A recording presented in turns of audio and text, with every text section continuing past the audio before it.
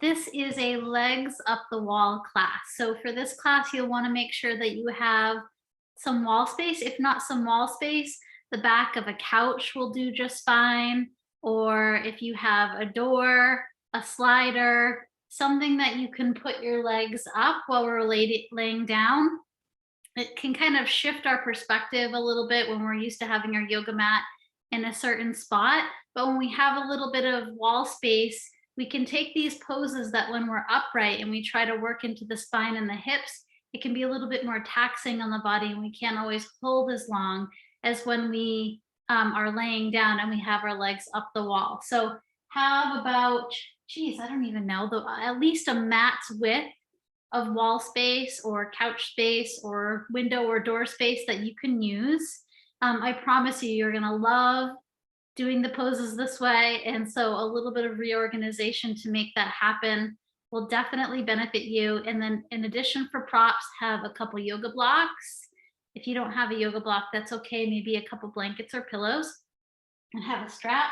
If you don't have a strap, a leash, a scarf, a long sleeve shirt will work a-okay. And the first pose that we're going to start is really kind of centralizing or normalizing for the nervous system. We're going to do legs up the wall pose and we'll do a little guided meditation. So I'll show you how to get into that pose up the wall. It can be a little bit tricky.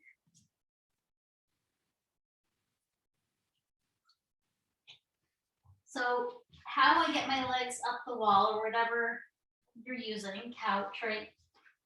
You want a side saddle. So you're actually sitting so close to the object that probably your shoulder and your hip is touching it. And then from there, I lay down onto my mat and I get my feet up. And if you have a couch, the legs might be bent and your calves might be sitting on the cushion, or if you're doing that with a chair, you might have that effect, and that's okay. If you have a wall, your legs will go straight up. Try to get your seat, the bottom of your seat, as close to the wall or object as possible so that it doesn't tax the spine too much. And then once you have that in place, we're going to put something underneath our sacrum. So you could use a little blanket, your bolster, or I'm going to use a yoga block on this lowest height. And so to get it there, you'll just press your feet into the wall or whatever object you're using. Your hips will lift off the ground and you'll tuck that prop right underneath the back of your hips and the legs can go up the wall. And from here, I'll bring my arms into a goalpost shape. That feels nice for me. Now with the legs up the wall, you actually don't need the block underneath the sacrum for this pose to be easeful, like we do when we're not against the wall, when we're doing waterfall pose. So if for some reason the block isn't working, don't worry about it. You can just have the back of the hips right to the ground.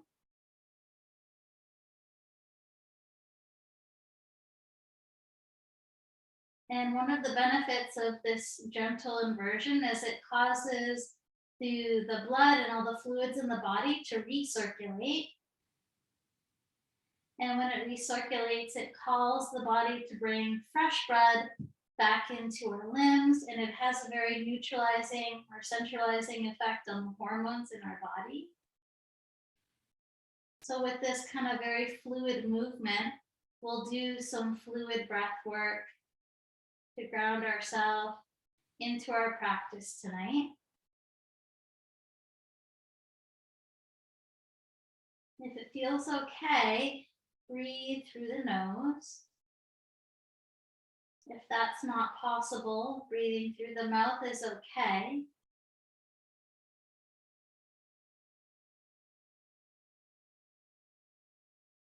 And feel that your inhales and your exhales are about the same length.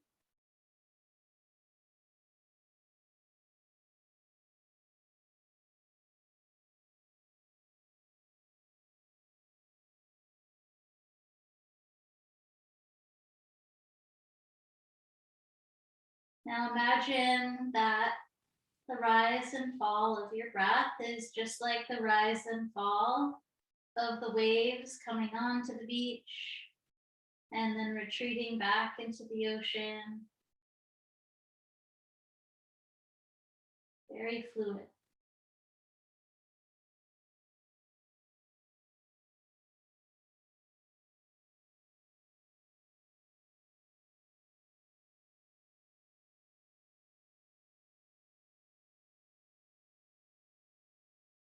And every exhale, as you let go, just imagine whatever stresses from the day that you're letting go of those in the oceans, pulling them back into the vastness.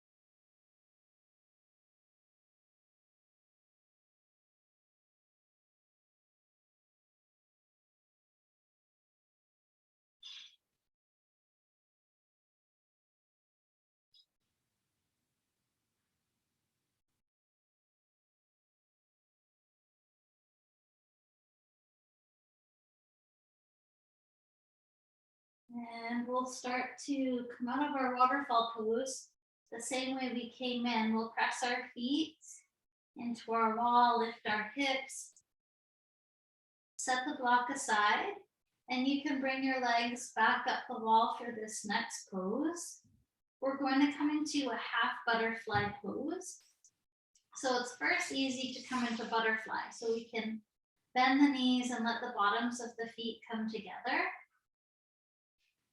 And then we're going to let our right leg come into a straddle shape so we can extend it out. Now with gravity pulling the leg down, it might open up the leg further than you would like. And that's when we can use our block or our bolster as a doorstep.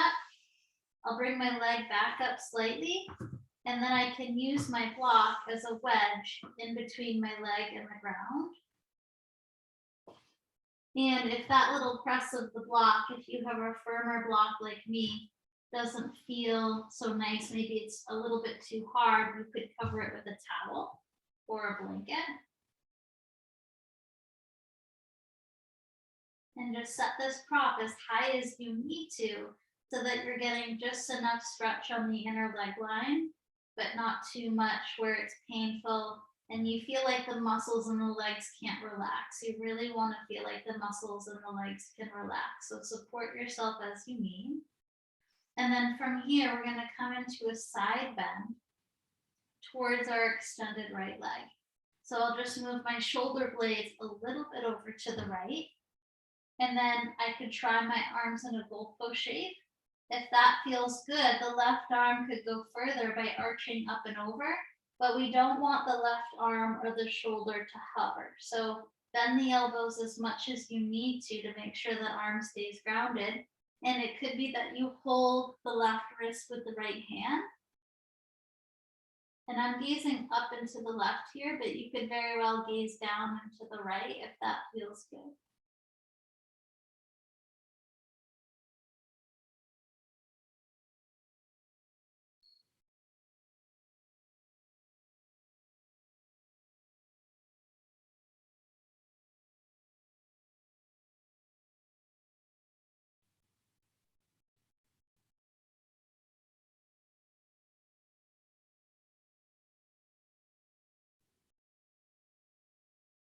every time we move, every time we talk, every time we switch our gaze to a new spot, the nervous system has a tendency to elevate, to become a little bit more alert.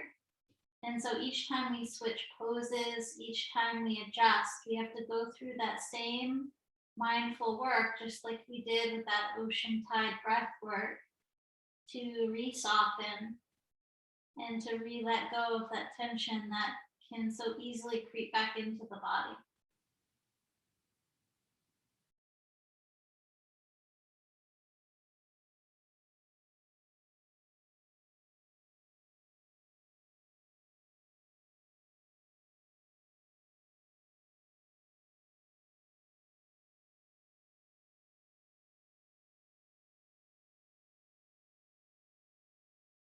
And if holding in stillness is difficult, find a way to soften. Use more props, more blankets.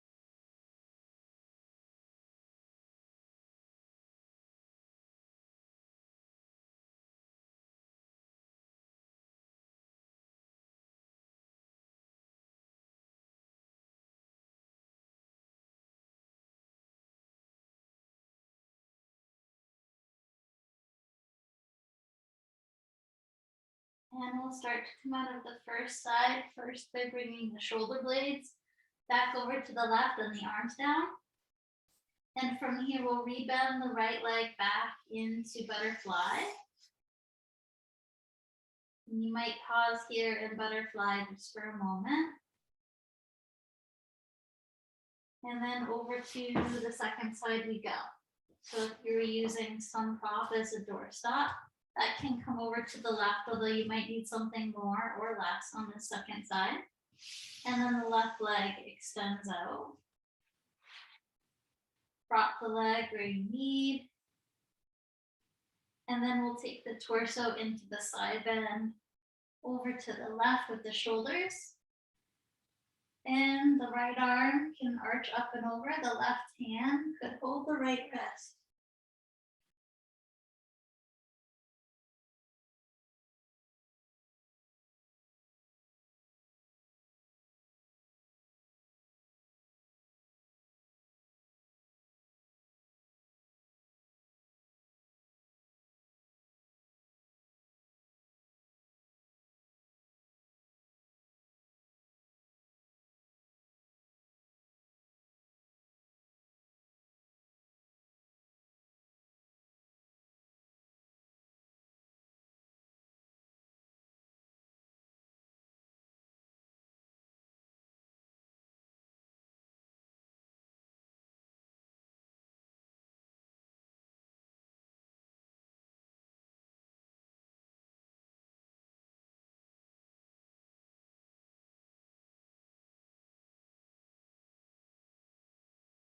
There's a lot of stress that we carry every day, some stress that we have to carry, things that we, need to think about until they're solved. But we often forget that we can be mindful. The second we turn our awareness away from our thoughts back into the body, we can find where we need to soften. We don't need to let the mental stress keep in and take hold of our physical body.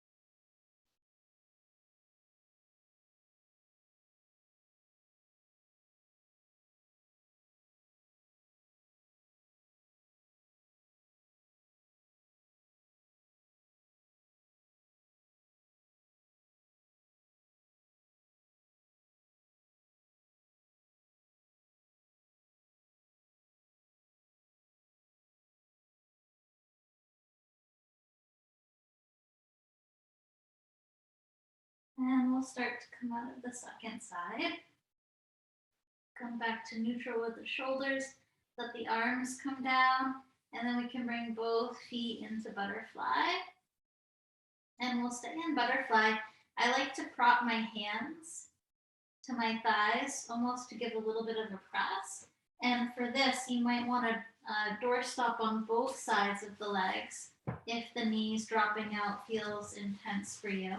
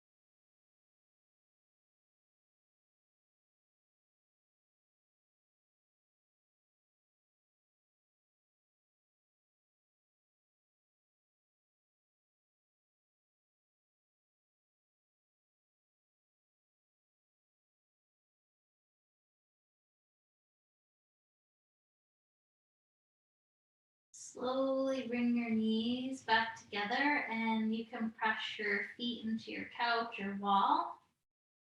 Now for this next pose, we're going to come into figure 4 at the wall. And we want our hips to be as far away from our wall as our knees. So depending on how slippery your mat is, it might take more or less scooting or awkwardness to get yourself at a good distance. And then you want your heels to be just about as high as your knees from the wall. Now to come into figure 4, I'm going to cross my left ankle to the front of my right thigh. Now everybody's body proportions are a little bit different. So if you feel like your right foot is having a tough time staying at the wall, you might need to scoot yourself closer. If the bottom of your seat is kind of curling up off the wall and you have a lot of tension in your hips, you might need to scoot yourself further away. So play with that lever. And then I'm going to take my left hand and press it to my left thigh. And that's kind of an effortless way for me to help keeping my knee to track out a little bit more so that I can deepen the sensation in my hips. And as I do so, my left elbow is kind of bent and the back of the arm is to the ground, so that doesn't feel effortful for me. If that feels effortful for you, you could also use a prop and just wedge it in between your thigh and your abdomen. I don't have my gorgeous ball, but that could be really nice.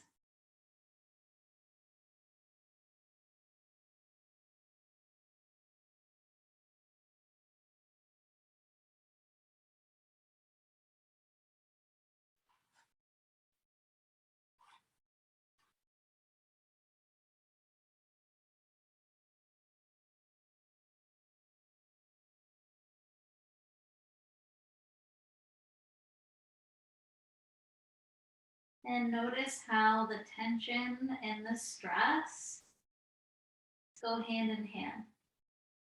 So feeling into where you feel the sensation in your body. For me, it's mostly my outer left hip. I can also feel that my body is clenching and holding there. So I send my breath into that area and really focus on trying to soften with each exhale.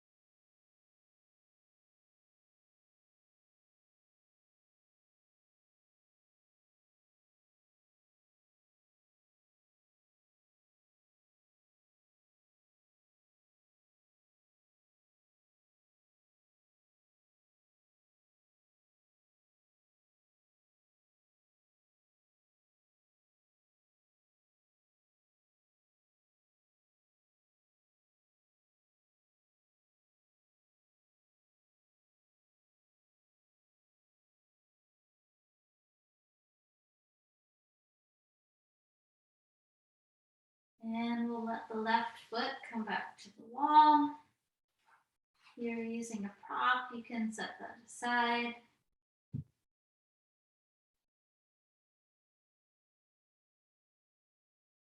After you take a few breaths at center, we'll move into the second side. It'll be the right ankle that crosses to the left thigh. Feel free to adjust the distance of your seat from the wall if this side is feeling like you have more or less range. And it could be the right hand that presses to the outer thigh, or you could use a prop.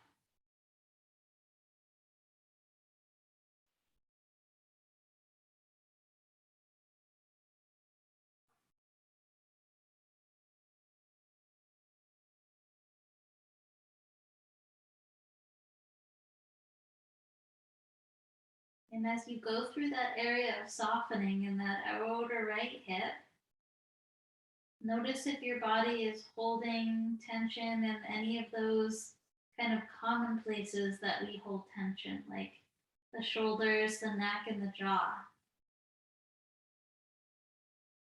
And can you soften there as well?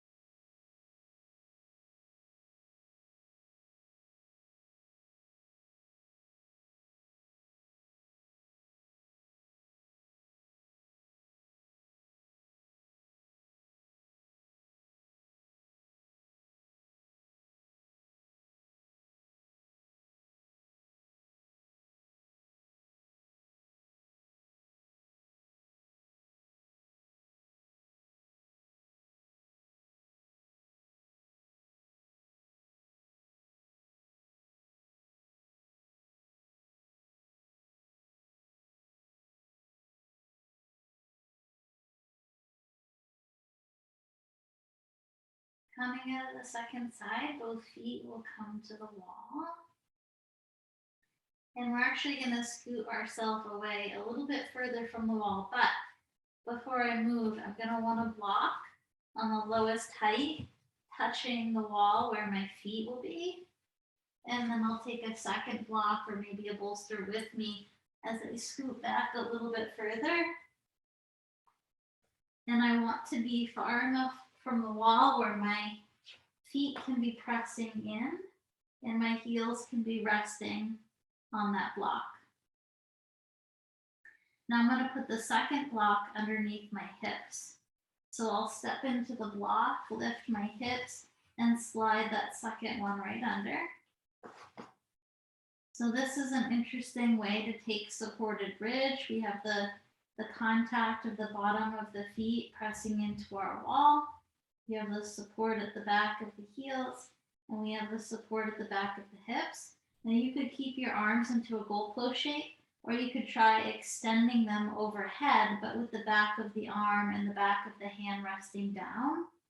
If they're hovering, just give the elbows a little bit of a bend and take the arms a little bit wider so that they can be restful.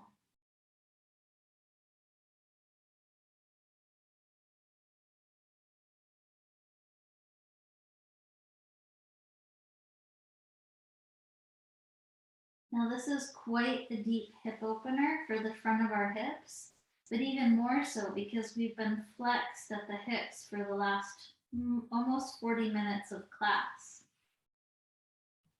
So really sending some opening breath to the lower abdomen and the front of the hip region.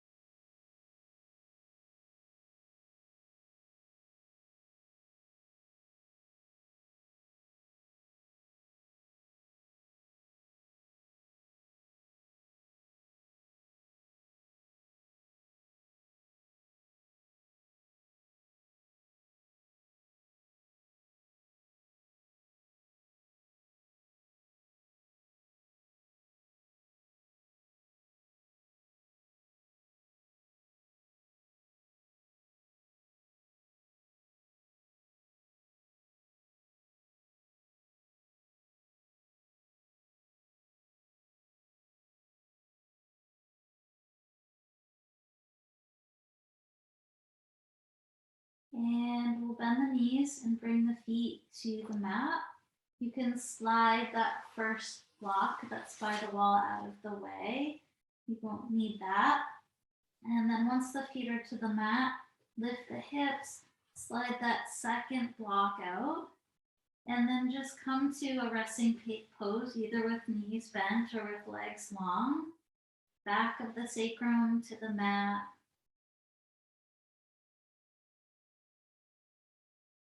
And take a few more of those ocean breaths.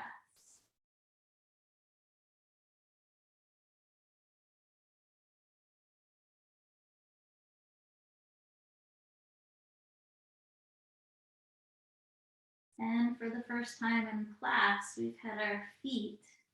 We have our feet now the same height as our hips, the same height as our shoulders, our head. We're no longer in our inversion.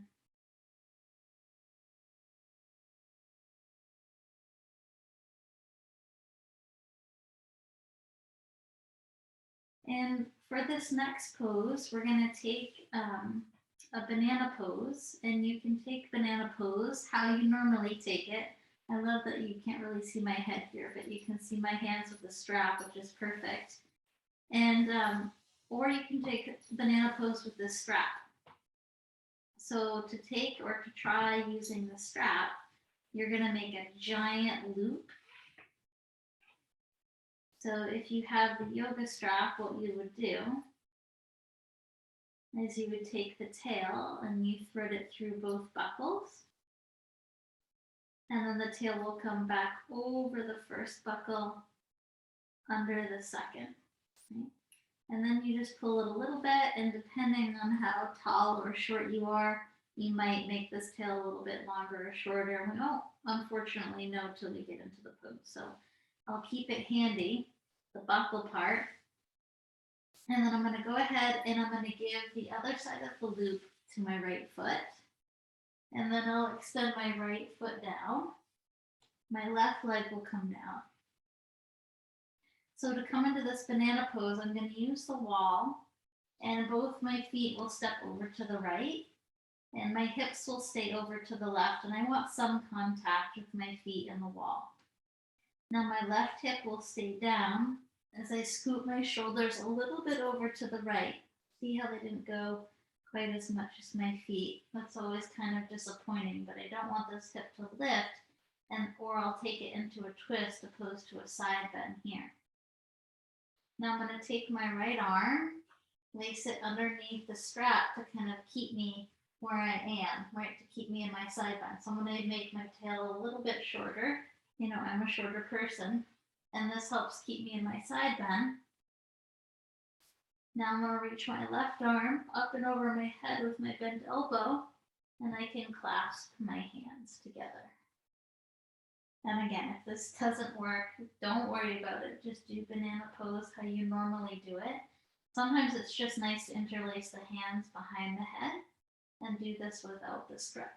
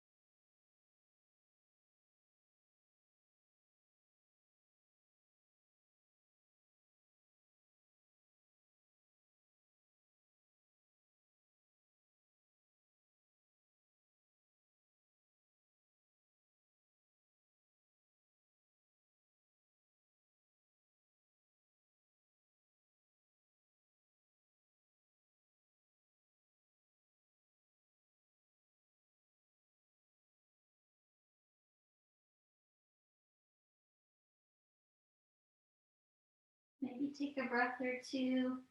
And when you're ready to transition, we'll bring the torso and the legs back to neutral, releasing our strap.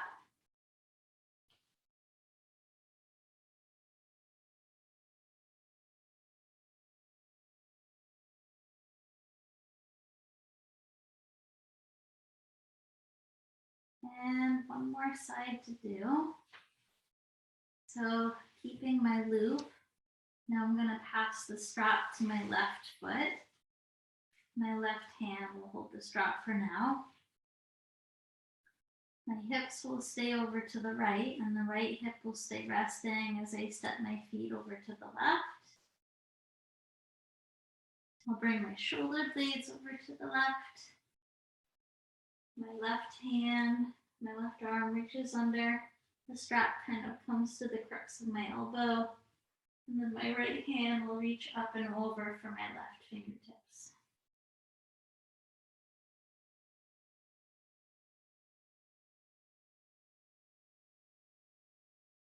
Or whatever variation you did on the first side is okay. And it's also okay if your body needs a different setup than you did before.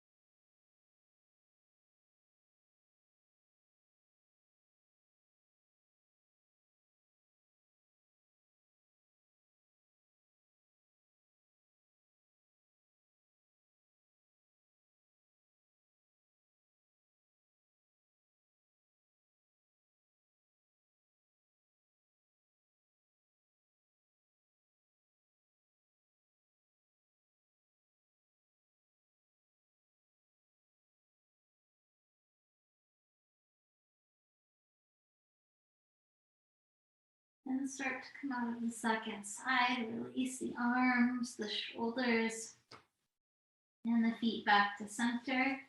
And you can set your strap aside.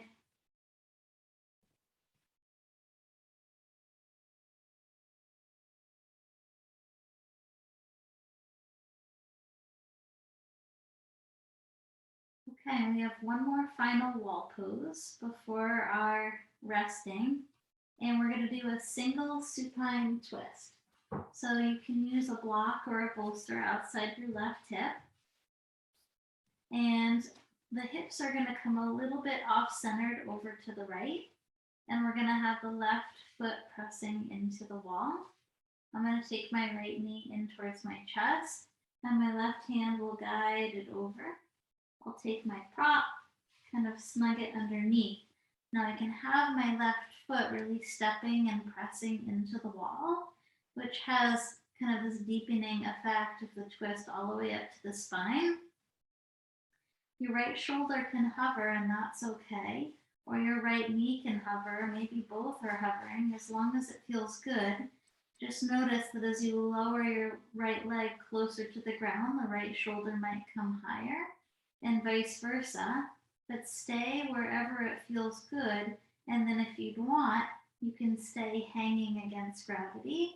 Or for example, if my right shoulder was coming up off the ground and it didn't feel good, I could place a prop like this folded blanket underneath my arm.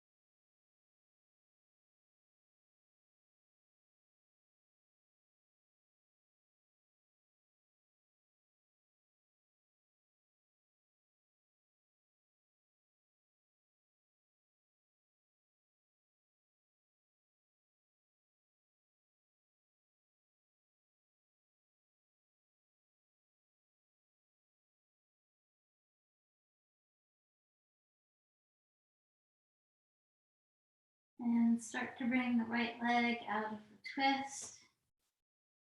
Turn the hips back to center, and both legs can come off. To set up for the second side, I'll bring my hips a little bit over to the left. My right foot will stay pressing into the wall. I can have that prop outside my right hip. And my left knee comes in towards my chest. My right leg guides it across to the prop. All right, and adjust the angle of that left shoulder, the right knee, actually left shoulder, left knee, so that it feels good. Prop up what you need to.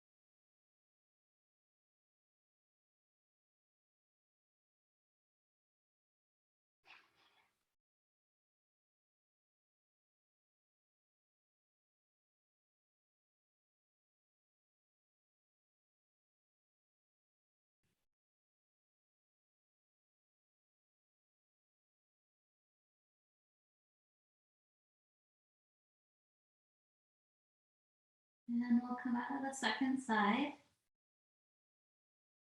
And let's try our final rest in Shavasana with the bottoms of our feet pressing into the mat, the arms alongside us. And for our final rest, we'll do a little guided imagery. Last weekend, I had the benefit of going back to some of my old stomping grounds, Hampton North Beach by this beautiful pebble beach and this big stone wall. And I remember just laying there in my early 20s and hearing the tide just pull the pebbles back into the ocean. You know, long before I ever knew what mindfulness was or meditation, just kind of carefree and 20, right? So as you're laying here in your final rest, tune back into that tidal flow of your breath and maybe imagine that you're on the beach. And as your inhale comes in, feel the lightness in your body, almost like the lightness that you'd feel with the anti-gravity of the water coming up beneath you. And then as you breathe out your exhale, imagine that ocean wave pulling back in and your body sinking slightly into the sand. With every breath, a lightness comes in. And with every exhale, the heaviness leaves us.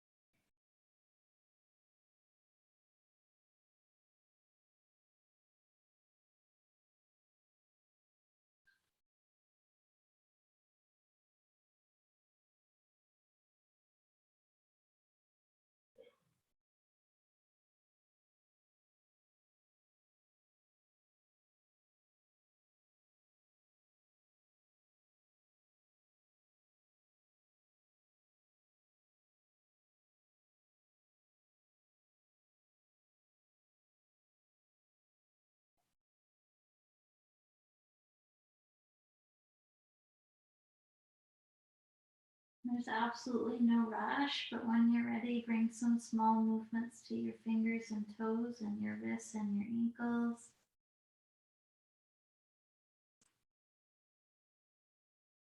You might bring some bend to the knees. You could plant your feet.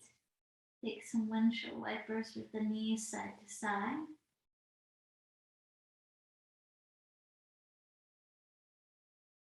Giving a little bit of a massage to the sacrum. You can bring both knees in towards your chest. And then as we take some gentle rock side to side, you can let the knees come closer and then further away. And switch directions. To come up, you could rock and roll or come to your fetal shape on one side. Eventually making your way up to seat. Hello. It's kind of a weird class. It wasn't facing you guys. Find some comfortable seat, nice and tall. Breathe into the space you created in body and mind. And hands come to heart center. Anjali Mudra with gratitude for all that we have. Together we breathe in and exhale out. Namaste. Thank you very much for joining me, and I hope you have a wonderful afternoon. Take care.